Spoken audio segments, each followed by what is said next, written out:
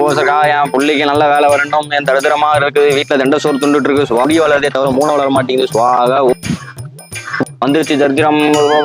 பண்ணி ஒரே ஒரு நைட்டு ஃப்ரெண்ட்ஸ் கூட கொஞ்ச நேரம் போயிட்டு இரு உனக்கு வெளில விட மாட்டேன் சாமி கும்பிட்டுருக்கேன் வச்சு சாவடிக்கிறேன். பூ நான் காதல் வச்சு கொஞ்ச நேரம் நின்றுட்டு வேற எதுவும் பண்ண முடியாது.